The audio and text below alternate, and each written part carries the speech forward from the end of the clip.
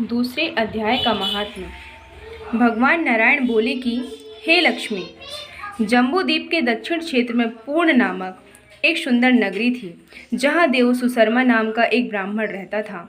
वह प्रतिदिन साधुओं की सेवा, जप, तप, यज्ञ आदि किया करता था।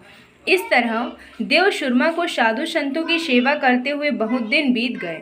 उसका अधिकतर समय देव आराधना में व्यतीत होने लगा।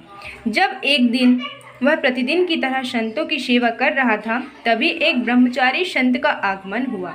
देव सुशर्मा ने उसकी बहुत सेवा की और नतमस्तक होकर बोला कि हे कल्याणकारी संत, कृपया मुझे आत्मज्ञान का उपदेश दीजिए, जिससे मेरे जीवन का कल्याण हो और मैं मोक्ष को प्राप्त हों।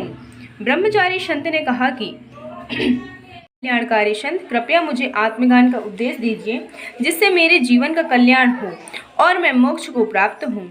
ब्रह्मचारी संत ने कहा कि मैं तुझे गीता का दूसरा अध्याय सुनाता हूँ, जिसके श्रवण मात्र से ही तेरा कल्याण हो जाएगा।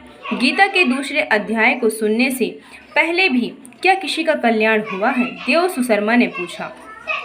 इस पर ब्रह्मचारी संत ने कहा कि मैं तुझे एक प्राचीन कथा सुनाता हूँ। एक गडरिया घने जंगल में बकरियां चराता था और मैं भी उसी जंगल में भजन भक्ति किया करता था।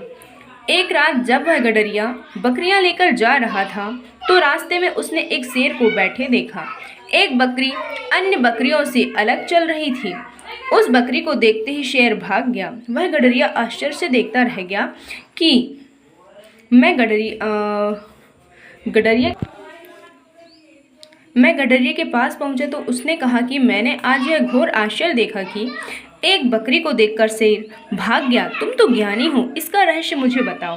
ब्रह्मचारी संत ने कहा कि हे महाशय, पिछले जन्म में यह बकरी डायन थी तथा काफी सुंदर भी थी। जब इसका पति मर गया तो ये काफी खूंखार हो गई और सुंदर लोगों का भक्षण करने लगी। यह जिस किसी सुंदर लड़के को देखती उसे खा जाती थी। शेर पिछले जन्म में एक शिकारी था। शिकारी पक्षी पकड़ने जंगल की ओर आया। वहां डायन पहले से ही छिपी बैठी थी। वह शिकारी को पकड़कर खा गई। इस जन्म में वह शिकारी शेर बना और डायन बकरी योनि में पैदा हुई। शेर को पिछले जन्म की बातें याद थी। उसने सोचा कि आज भी यह मुझे खाने आ रही है, इसलिए वह बकरी को देखते ही भाग गया।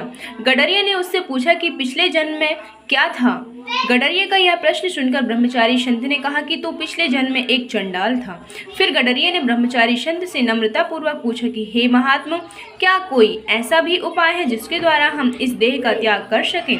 ब्रह्मचारी संत ने उन तीनों को गीता का दूसरा अध्याय सुनाया तो आकाश से विमान उतरे और तीनों को बैकुंठ ले गया। इस प्रकार उन तीनों ने नीच योनि से मुक्ति पाई। भगवान नारायण ने कहा कि हे लक्ष्मी, गीता के दूसरे अध्याय को पढ़ने सुनने से निश्चित ही प्राणी मुक्त हो जाता है।